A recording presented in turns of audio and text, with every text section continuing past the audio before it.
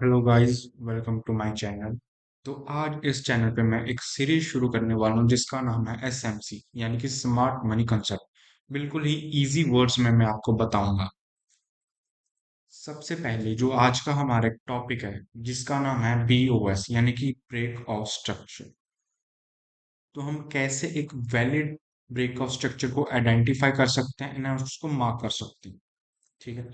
तो पहला क्वेश्चन ये आता है कि बीओएस जो हमारा ब्रेक ऑफ स्ट्रक्चर वो हमारा किस चीज में हेल्प करता है। सबसे पहला पॉइंट, जब हम एक किसी भी ब्रेक ऑफ स्ट्रक्चर को मार्क करते हैं वो हमें डायरेक्शन के बारे में बताता है या फिर ट्रेंड के बारे में बताता है। तो जो हमारा ब्रेक ऑफ स्ट्रक्चर होता है वो टू टाइप्स का होता है यानी कि first one is bullish and second one is bearish. इसका मतलब जब भी हम किसी भी ट्रेंड को या एक ब्रेक ऑफ स्ट्रक्चर को आइडेंटिफाई करते हैं वो हम इन दो चीजों में करते हैं, या तो वो बुलिश होगा या फिर ब्रेक ऑफ स्ट्रक्चर है जो वो बेरिश होगा। बुलिश मतलब जब मार्केट अपसाइड मोमेंटम करती है तो वो अपसाइड के स्ट्रक्चर यानी कि ये जो स्ट्रक्चर बन रहे हैं वो अपसाइड को ब्रेक करती जाती है मार्केट। एंड जो हमारा बेरिश बीओएस होता है वो हमारा डाउन साइड हमारा ब्रेक ऑफ स्ट्रक्चर करता चलता है। मार्केट कभी भी ऐसे नहीं चलती सीधा सीधा, हमेशा मार्केट ऐसा करके पुल बैक्स लेके करेक्शन लेके मार्केट चलती रहती है। इस मार्केट ऐसा क्यों नहीं चलती, ऐसा ही क्यों चलती है मार्केट, इसका पीछे का लॉजिकल रीजन क्या है हमारा सबसे पहले माइंड में आना चाहिए।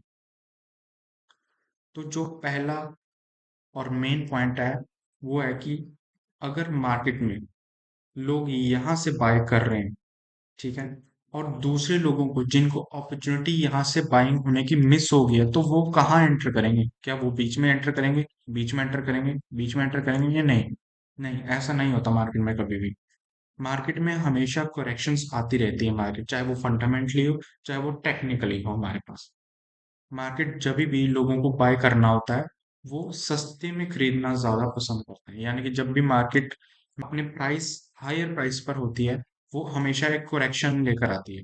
जैसे कि मार्केट यहाँ पर हायर चलेगी एंड देन एक करेक्शन आए मार्केट में, तो जो लोगों को री एंटर करना है और जिन उनके लिए मार्केट करेक्शन देती है ताकि वो डिस्काउंट पे आ जाए एंड मार्केट में more money more money insert होता है। ठीक है? तो इसीलिए मार्केट जो है हमारी मेनली करेक्शंस या रीटेस्ट करते करते चलती है। तो अब हम नेक्स्ट पढ़ेंगे कि कैसे हम इस चीज को ब्रेक ऑफ स्ट्रक्चर को मार्क करेंगे, इस चीज को लाइक दिस।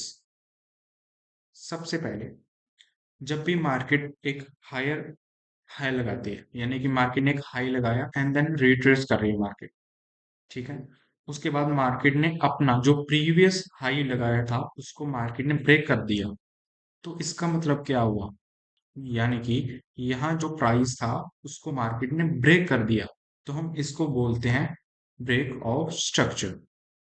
अब जब दोबारा मार्केट इसको डिस्काउंट पर आएगी एंड देन दोबारा एक स्ट्रक्चर सेम रिपीटेशन होगा, सेम मार्केट दोबारा अपसाइड जाएगी एंड यही चीज यहाँ पर रिपीट हो जाएगी यानी कि यहाँ पर एक ब्रेकआउट स्ट्रक्चर आ जाएगा। तो हम इसको कैसे आइडेंटिफाई करें कि ये एक हमारा वैलिड ब्रेकआउट स्ट्रक्चर है? तो बिल्कुल दो रीजंस हैं हमारे कि हमारा ये एक ब्रेकआउट स्ट्रक्चर वैलिड है या ये इनवैलिड है। तो सबसे पहला जो रूल है हमारा वो है इंड्यूसमेंट, जिसको हम आईडीएम भी बोल देते हैं, एंड सेकंड वन इज 50%। तो सबसे पहले हम एक एग्जांपल देखते हैं।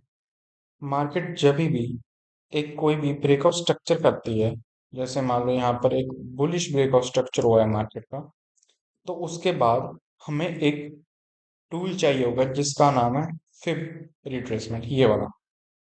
तो हम इसको सिलेक्ट करेंगे। तो इसकी जो हमें सेटिंग रखनी है ये हमें सारी की सारी ऑफ कर देनी है। ओनली 0.5 हमें इसकी वैल्यू रखनी है, बाकी ये सारे के सारे जो होंगे हमें इसको बंद कर देना।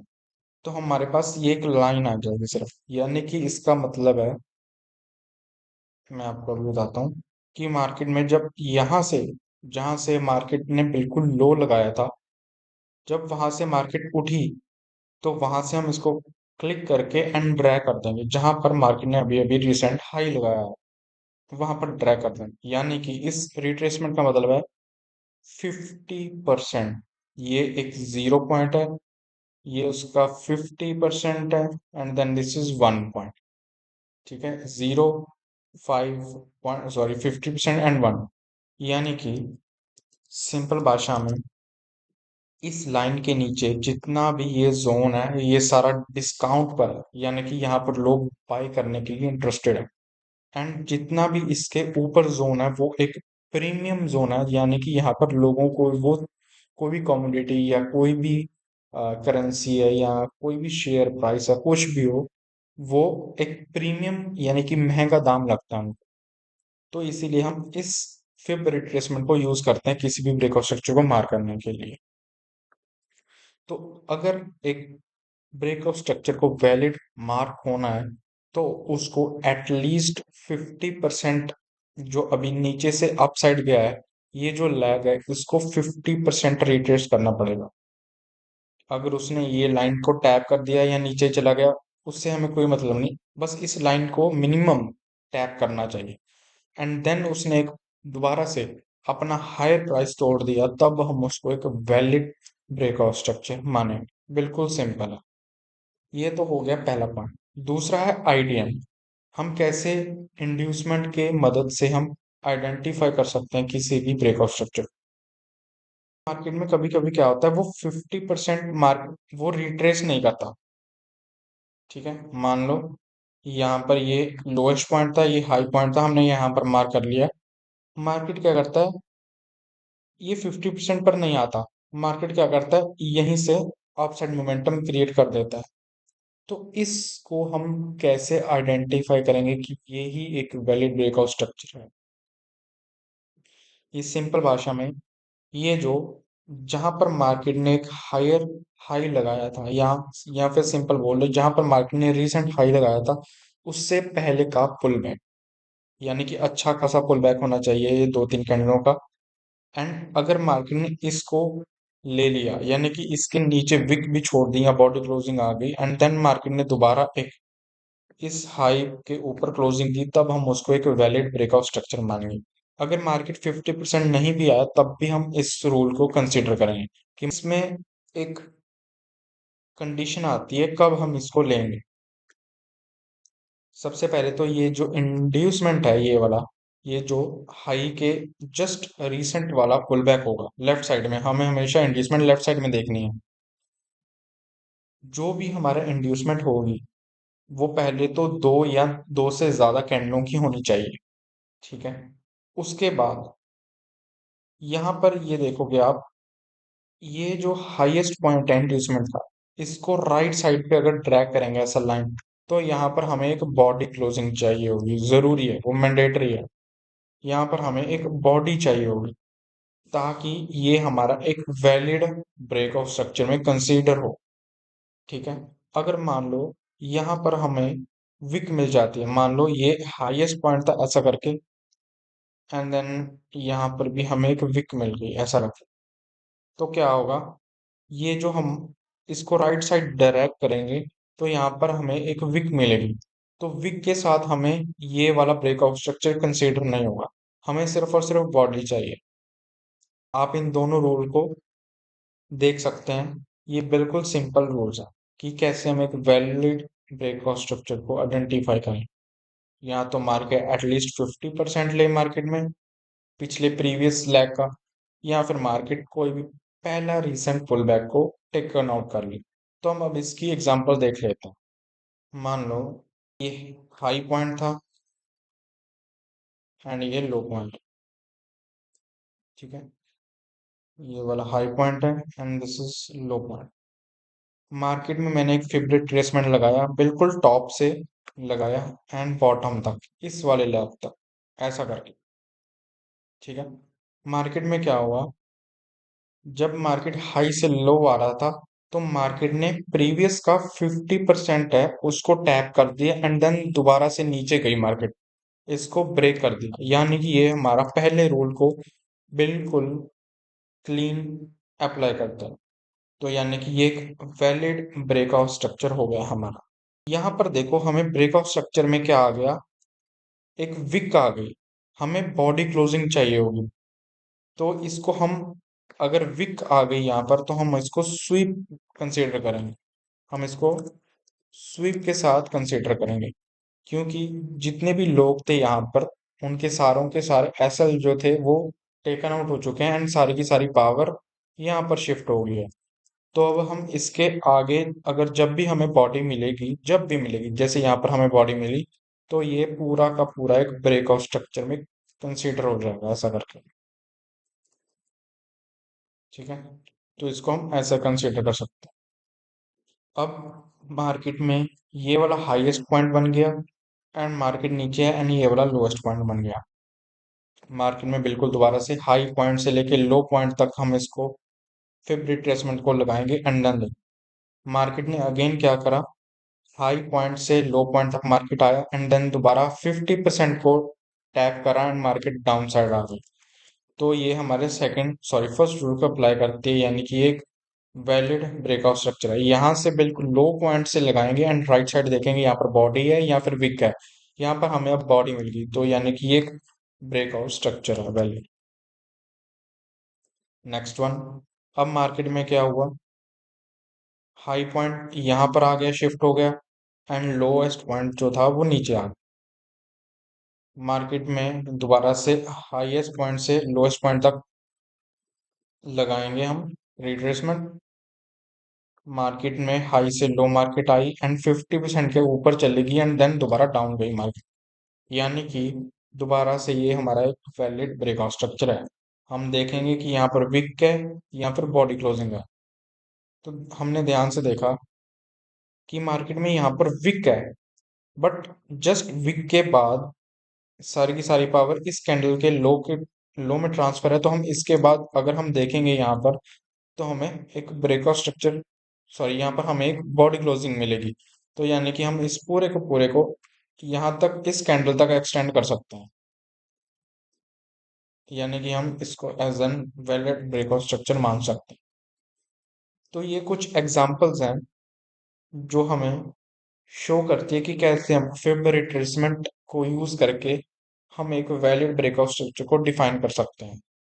ये higher high and low, high and low and high and low and high and low, ये हमें क्या आइडेंटिफाई कर रहा है, ये हमें आइडेंटिफाई कर रहा है कि मार्केट एक बेरिश डायरेक्शन में है, यानी कि ट्रेंड जो हमारा है वो डाउन साइड है।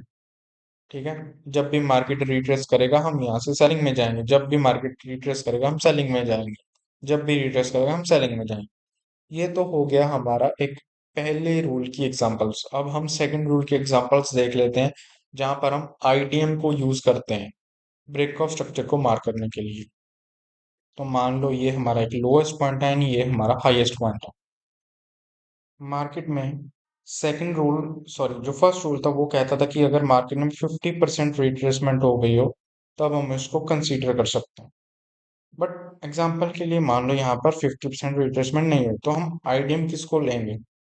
मैंने क्या कहा था, बिल्कुल जो हाईएस्ट पॉइंट होगा ये वाला, उसके लेफ्ट साइड देखेंगे, बिल्कुल लेफ्ट साइड जो भी फर्स्ट पुल बैक होगा, जैसे मार्केट क्या गई, ऐसे गई, ऐसा, ऐसे एंड देन साइड, जो बिल्कुल last sorry recent pull back है वो ये वाला।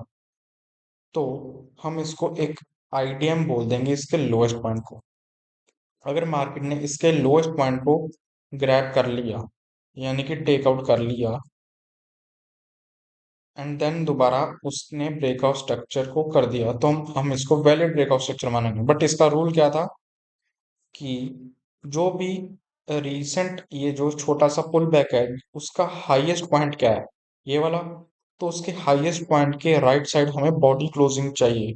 बट हमें यहाँ क्या मिल रही है, विक मिल रही है। तो हम इसको यहाँ पर इसको वैलिड ब्रेकआउट स्ट्रक्चर नहीं मान सकते, बट जस्ट विक इस इसकी पावर यहाँ पर ट्रांसफर हो जाएगी। तो हम इसको आगे शिफ्ट कर देंगे कि हमें यहाँ पर कोई बॉडी क्लोजिंग मिल रही है नहीं, हमें यहाँ पर भी एक विक मिल रही है, तो हम इसके ऊपर ट्रांसफर कर देंगे पावर। देन अगेन इसके ऊपर विक है एंड लास्ट वन, इसके बाद हमें यहाँ पर बॉडी क्लोजिंग मिल गई। यानी कि जो आईडीएम का हाईएस्ट पॉइंट था उसके बाद हमें अगर विक मिलती है तो ट्रांसफर होती रहती है बार बार हमारी पावर्स। जहां पर भी हमें एक बॉडी बॉडी मिल गई, तब हम इसको एक वैलिड इंड्यूसमेंट मान सकते हैं। तब मार्केट में क्या हुआ, मार्केट में लोएस्ट पॉइंट से हाईएस्ट पॉइंट मार्केट गई, मार्केट ने रीसेंट पुल बैक को खाया, एंड देन मार्केट ने अपसाइड ब्रेक कर दिया। हम इसको वैलिड ब्रेकआउट स्ट्रक्चर मानेंगे या नहीं, वो हमें पता चलेगा इस एरिया से। इस एरिया से कैसे, जो भी पहले रीसेंट हाई, जो भी इसका हाईएस्ट पॉइंट होगा, उसको हमें ड्रैग करनी है लाइन के साथ राइट साइड पर। अगर यहाँ पर हमें एक बॉडी क्लोजिंग मिल रही होगी, तो ये एक हमारा वैलिड इंड्यूसमेंट पॉइंट है। अगर इसके साथ सामने विक होगी एंड देन उसके बाद अगर बॉडी मिली, तब भी हम वैलिड मान सकते हैं। बट अगर यहाँ पर विक विक विक होती, जैसे मान लो यहाँ पर भी हमें ऐसा कुछ विक मिल जाती, ऐसा करके, तब हम इसके राइट साइड पर हमें हमारे पास कुछ भी नहीं था, तो हम तब हम इसको इंड्यूसमेंट पॉइंट को नहीं मान सकते। तब हमें क्या, उस केस में क्या करना पड़ेगा, तो हम इसको इंड्यूसमेंट ना मानकर इस वाले लेग को हम प्रीवियस शिफ्ट हो जाएंगे कि हमारा प्रीवियस हाई कौन सा था, मार्केट ऐसा गई एंड देन ऐसा गई। तब हम इस कंडीशन को भूल जाएंगे कि यहाँ पर कोई पुल बैक था, हम पीछे प्रीवियसली जाएंगे, प्रीवियस वन दोबारा से यहाँ पर देखेंगे कि मार्केट ने इसका लोएस्ट पॉइंट खाया है या नहीं खाया, ऐसा करके। एंड अगर खाया होगा मार्केट ने, तब हम देखेंगे कि इसका हाईएस्ट पॉइंट पर यहाँ पर बॉडी क्लोजिंग है, ठीक है, हमें बॉडी क्लोजिंग मिल गई एंड मार्केट ने इसका लोएस्ट पॉइंट भी खा लिया एंड देन अपसाइड जा रही है, तब हम इसको वैलिड ब्रेकआउट स्ट्रक्चर कंसीडर कर सकते हैं। ठीक है, तो मार्केट ने अब क्या करा, हाईएस्ट पॉइंट के बाद इंड्यूसमेंट खा लिया, इंड्यूसमेंट के हाईएस्ट पॉइंट पर विक आ गई, विक के बाद यहाँ पर हमें बॉडी क्लोजिंग मिल गई, तो यहाँ पर हम इसको एक वैलिड ब्रेकआउट स्ट्रक्चर कंसीडर कर सकते हैं, ऐसा करके। उसके बाद मार्केट में जब भी ब्रेकआउट स्ट्रक्चर टूटा, तो जो हमारा लो पॉइंट था वो शिफ्ट होके अब यहाँ आ जाएगा and highest point up side चला जाएगा। अब दोबारा से देखेंगे कि ये इसने 50% ले लिया, हाँ, इसने 50% ले लिया, तो दोबारा मार्केट ने एक ब्रेकआउट स्ट्रक्चर यहाँ पर कर दिया, ये एक वैलिड ब्रेकआउट स्ट्रक्चर है। उसके बाद मार्केट में दोबारा जाएंगे, क्या क्या मार्केट ने अब इसका 50% को रिट्रेस करा, नहीं करा। देखोगे कि मार्केट अपसाइड गई एंड देन यहीं से एक ब्रेकआउट स्ट्रक्चर कर गई, क्या ये वैलिड है? हमारा पहला रूल तो कह रहा है कि ये नहीं है, क्योंकि इसने 50% नहीं लिया। ओके, तो सेकंड रूल देखते हैं। अब लो पॉइंट यहाँ आ जाएगा, हाईएस्ट पॉइंट अब फिलहाल के लिए यहाँ। तब हम देखेंगे कि जो बिल्कुल हाई लगा है रिसेंट, यानी कि ये पॉइंट, इसके प्रीवियस जस्ट जो भी पहला पुल बैक होगा, क्या मार्केट ने उसके लोएस्ट पॉइंट को खाया या नहीं खाया? ये एक पुल बैक है, मार्केट ने इसके लोएस्ट पॉइंट को नहीं खाया। तब हम क्या करेंगे, ये जो ब्रेकआउट स्ट्रक्चर होगा, ये एक वैलिड ब्रेकआउट स्ट्रक्चर नहीं है, this is a not a valid breakout structure. तब हम क्या करेंगे, मार्केट का हाई दोबारा से आगे शिफ्ट हो जाएगा। अब दोबारा देखेंगे कि मार्केट में लोएस्ट पॉइंट से लेकर हाईएस्ट पॉइंट तक क्या इसने 50% मिटिगेट करा, नहीं करा। तो सेकंड रूल क्या कहता है, हमें आईडीएम चाहिए। अब this is the highest point and इसके पहले जो भी पुल बैक था वो ये वाला है, ऐसा करके। इसके लोएस्ट पॉइंट को मार्केट ने खाया, नहीं खाया, तो मार्केट दोबारा से अपसाइड और चला जाएगा, ऐसे कंसीडर करके। अब क्या होगा, क्या मार्केट ने पहले रूल को क्लेम करा या नहीं करा, देखते हैं। लोएस्ट पॉइंट से लेकर हाईएस्ट पॉइंट तक लगाया, मार्केट ने 50% रिट्रेसमेंट नहीं करा। सेकंड रूल कहता है कि हमें क्या चाहिए, एक इंड्यूसमेंट पॉइंट। मार्केट अपसाइड गई, ऐसा मार्केट ने करा, ये एक रीसेंट पुल बैक है। क्या इसके नीचे मार्केट ने लो को खाया? हाँ, बिल्कुल खाया, दिस इज वैलिड। बट इसके ऊपर, हाई के ऊपर क्लोजिंग है या नहीं है? अब इसके राइट साइड देखना पड़ेगा, मार्केट के राइट साइड देखा कि हाँ, यहाँ पर एक वैलिड बॉडी है, यानी कि ये इंड्यूसमेंट राइट है। बट मैंने क्या कहा था, किसी भी अगर हम आईडीएम को देखते हैं, तो वहां पर हमें दो या दो से ज्यादा कैंडलों की जरूरत पड़ती है पुल बैक में। यहाँ पर मार्केट में क्या हुआ, मार्केट अपसाइड गई एंड देन एक एक ये रेड कैंडल ने नीचे की साइड डाउन कर दिया and upside. This is not an a good pull back. ठीक है, ये सारी की सारी ये तीन कैंडल हैं जो कि वो इंटरनल कैंडल्स हैं, यानी कि इस कैंडल के अंदर ही आ रही हैं ये सारी की सारी कैंडल। तो हम इसको वैलिड इंड्यूसमेंट नहीं कंसीडर कर सकते हम। इस केस में क्या करेंगे, हम दोबारा से इसको प्रीवियस शिफ्ट कर देंगे, प्रीवियस पुल बैक पर। यानी कि ये हाईएस्ट पॉइंट था, इसको भूल जाएंगे। तब हम हमारा ये एक पुल बैक होगा, क्या मार्केट ने इसके लोएस्ट पॉइंट को खाया या नहीं खाया, देखना पड़ेगा। मार्केट ने इसके लो पॉइंट को नहीं खाया तो अब हाईएस्ट पॉइंट दोबारा ऊपर चला गया। अब क्या होगा, मार्केट ने इसे 50% को लिया या नहीं लिया, पहले वो चेक करेंगे। यहाँ पर लोएस्ट पॉइंट से बिल्कुल हाईएस्ट पॉइंट लगा दिया यहाँ तक, यानी कि इस एरिया पर। मार्केट ने 50% नहीं लिया, ठीक है, बट मार्केट ने क्या इंड्यूसमेंट ली या नहीं ली, वो अब देखेंगे। ध्यान से देखो, मार्केट में ये लास्ट पुल बैक था जब ये रिसेंट हाई लगा, तो उसका लोएस्ट पॉइंट मार्केट ने ले लिया यहाँ पर। एंड उसका हाईएस्ट पॉइंट क्या यहाँ पर बॉडी क्लोजिंग है, हाँ बिल्कुल यहाँ पर एक बॉडी क्लोजिंग है। तो हम इसको एक वैलिड ब्रेकआउट स्ट्रक्चर कंसीडर कर सकते हैं आगे। ऐसा करके यहाँ पर जाके हमें एक बॉडी क्लोजिंग मिल गई, यहाँ पर जाके हमें एक बॉडी क्लोजिंग मिल गई। तो ये हमारा एक वैलिड ब्रेकआउट स्ट्रक्चर होगा। तो मार्केट में क्या हुआ, लोएस्ट पॉइंट से हाई, दोबारा से low, high, low and then high लगा, एंड देन लो शिफ्ट हो गया यहाँ पर बिल्कुल लोएस्ट, एंड देन एक ब्रेकआउट स्ट्रक्चर कर दिया मार्केट। तो ऐसा ये एक हमारा सेकंड रूल है जो आइडेंटिफाई करता है, हमें यूज, हमारी मदद करता है कि हम कैसे एक वैलिड ब्रेकआउट स्ट्रक्चर को आइडेंटिफाई कर सकते हैं। दोबारा से हम इसको रिकैप कर लेते हैं, हमने क्या क्या आज स्टडी करा। सबसे पहले हमें स्टडी करा कि बीओएस उसका ब्रेकआउट स्ट्रक्चर का मेन एम क्या है, हमें ट्रेंड बताना कि बुलिश है या बेरिश है। तो हमारे पास दो तरीके के ब्रेकआउट स्ट्रक्चर्स होते हैं, बुलिश एंड बेरिश। अगर मार्केट स्ट्रक्चर अपने अपसाइड ब्रेक करती जा रही है तो हम उस कंडीशन में हम बुलिश हैं। अगर मार्केट नीचे की साइड ब्रेकआउट स्ट्रक्चर करती जा रही है तो हम बेरिश हैं। मार्केट कभी भी सीधा सीधा नहीं चलती है, वो हमेशा रिट्रेसमेंट करते चलती है ताकि जो न्यू बायर्स या न्यू सेलर्स हैं उनको मार्केट को पैसा लगाने दे। एंड सेकंड वन, हम ब्रेकआउट स्ट्रक्चर को कैसे एक वैलिड मान सकते हैं कि वो वैलिड ब्रेकआउट स्ट्रक्चर है। तो उसके लिए दो रूल हैं, पहले तो 50% का रूल है and second one is ideal. 50% में क्या होगा, प्रीवियस हाई एंड लो का 50% मिटिगेट करना जरूरी है उसको। एंड देन अगर ब्रेकआउट स्ट्रक्चर हुआ तो वो वैलिड है, अगर नहीं हुआ तो वो इनवैलिड है। आईडीएम में क्या होता है, जब भी हाई लगेगा उसके नेक्स्ट यानी कि लेफ्ट साइड बिल्कुल रीसेंट जो भी पुल बैक होगा, दो या दो से ज्यादा कैंडलों का हमें पुल बैक चाहिए, उसको मार्केट को स्वीप करना चाहिए एंड देन मार्केट को अपसाइड ब्रेक करना चाहिए, तब हम उसको वैलिड ब्रेकआउट स्ट्रक्चर मानेंगे। बट इसमें एक कंडीशन है कि हमें इस जगह पर बॉडी क्लोजिंग की जरूरत है। तो ये था हम कैसे एक वैलिड ब्रेकआउट स्ट्रक्चर को एसएमसी की भाषा में यूज करते हैं। तो अगर आपको भी इस सीरीज में जुड़ना है तो इस चैनल को सब्सक्राइब कर लेना and follow me. Thank you guys.